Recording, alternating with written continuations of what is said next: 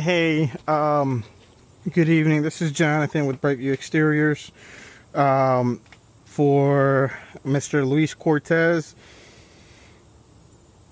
insurance company, Statefarm, claim number 20-94W9 21C.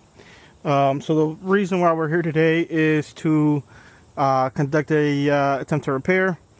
As you can see up there, the damage to the siding by wind. Over here we ran an ITEL, which another thing that I do want to point out is that this isn't a nailable surface, right? So conducting repairs on this is not bringing it back up to code, just because of the fact that, again, this is not a real nailable surface, and nailing anything along this sheathing, which is more of an insulation rather than actual decking, will cause issues in the future, right? We aren't able to find this this siding, at least locally, right? So we're gonna just conduct the ATR with a piece that was found nearby. All right, so let's go ahead and have a look at what we're dealing with.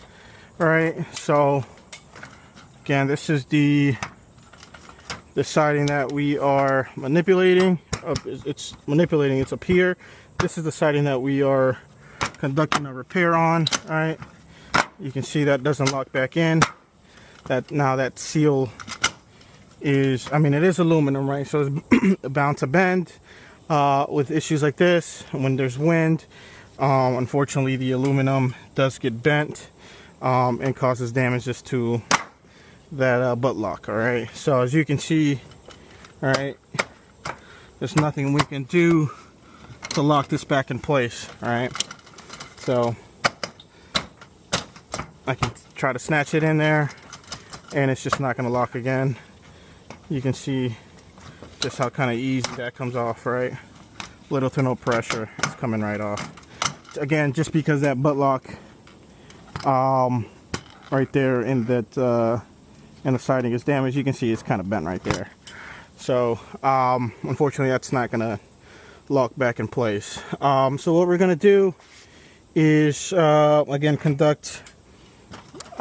try to conduct a repair to the siding, even though unfortunately, I mean, I've done a ton of these in the past, and unfortunately this isn't something that you can just repair, right? Because we're gonna go ahead and manipulate the siding above it, right? And then we gotta make sure that we pry this out, right?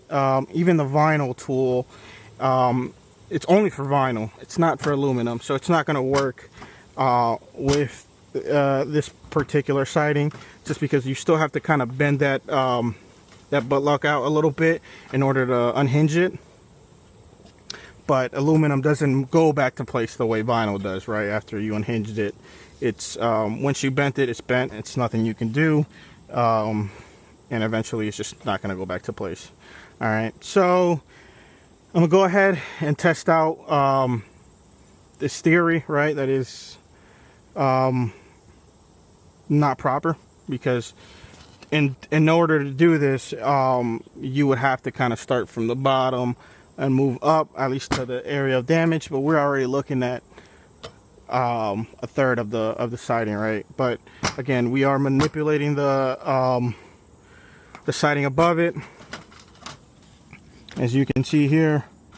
All right, that's just not, it's not gonna work. But let's give it a shot, right? Just to kind of please the mind there, and see if that's something that, you know, may be possible, but you know it's not, right? So I'm gonna use my pry bar in here to kind of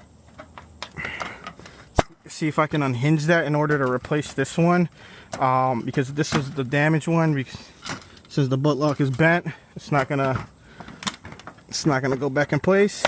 And in order to do that, right, we And in order to do that, right, we're gonna have to unhinge it from here in order to get this nail out from this one, right, and remove the whole panel. So let's go ahead and test that out. All right, as you can see, I'm already causing damage right there. You can kind of see that lip kind of sticking outwards, right? Yeah, no. I mean, again, this is a siding that we are manipulating, so we are leaving this one behind, and you can see the damage that's already done, right? Just because we're trying to bring this back to pre-loss condition, and doing so, it's not the proper way to do that, right? To bring it back to its pre-loss condition. So I wouldn't recommend doing this. I really don't want to damage more of the siding, right? Because we are manipulating the siding panel, and it goes all the way down to that corner right there about where that wire satellite is, and it goes all the way down to the corner post. Now when it goes down to that corner post, we will have to detach that corner post in order to really get this going, right? To start from the starter and kind of move on up, and then I also manipulate that slope across it, right, the one on the back side. So yeah, I mean,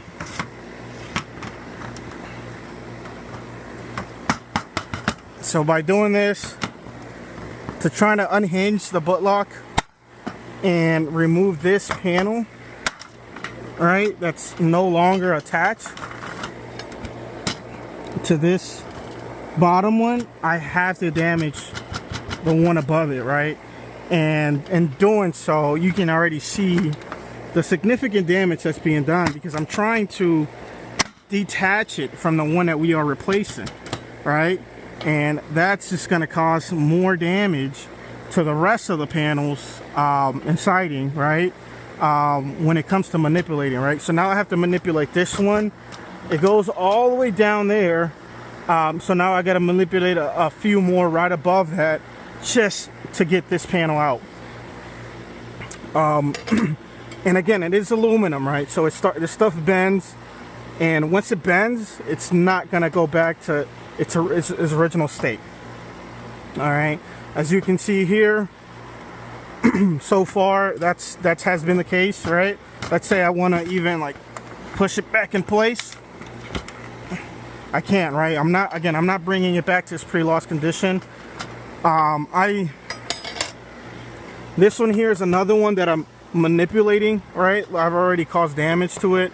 It's already indented when it's supposed to be kind of smoothed out. Because I got to start from the end of the one that we are replacing in order to remove that butt lock from the one above it. And then that's causing damage because I am putting pressure to try to get this out, right? So now let's say I have to replace this one. Again, that one's hitting that corner post, right? And then I have to manipulate the one above it, and so on. All right, so it is a full snowball effect when it comes to doing these types of repairs, right? Because let's see, let's say I try to get that out, right? Let's say I try to lift it, all right?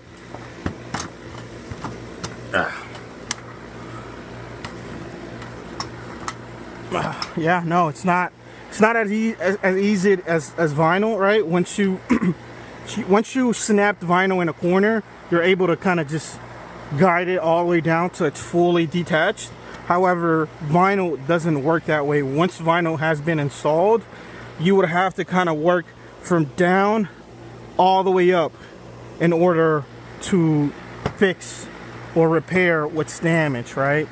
Because again, it is a snowball effect, right? It's all attached to one single, to the one above it, right? So I'm not gonna go ahead and continue this any longer. I don't want to cause any more damage to Mr. Luis's property here, not knowing whether this is gonna get covered or not by you guys. I mean, as you can see, Look, I'm even trying to snap that back in. I'm even trying to snap it back in place where I try to unhinge it from the butt lock, and it's not working. All right, so that pretty much tells the story itself. I'm not even gonna go ahead and continue this because, again, it's gonna cause more damage to the rest of the siding than what's already there, and it's undisclosed whether this is gonna get approved or not for a full replacement, just because of the fact that we are not bringing it back to its pre-loss condition if we are conducting repairs, right? We are causing more damage, and Mr. Luis, I'm sure, doesn't want to walk by and see just full-on damaged siding to his property, right?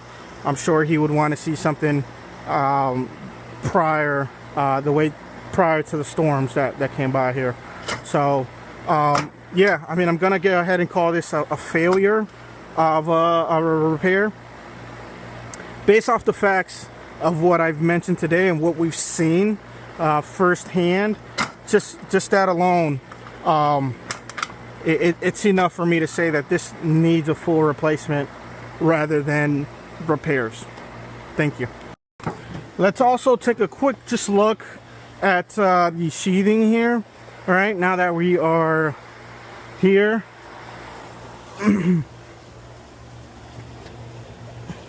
so you guys can see for yourself exactly what type of sheathing this is. I mean, it's not solid wood or anything like that. Let's go ahead and place a nail. Right.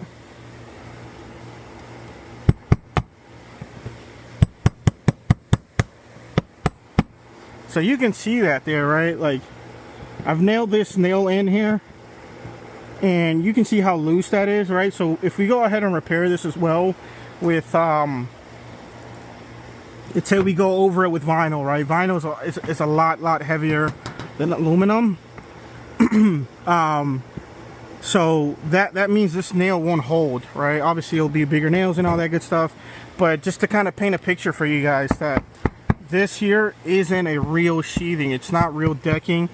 It's not purposely made for us to go ahead and install new siding over this. You can see the cardboard there very clearly.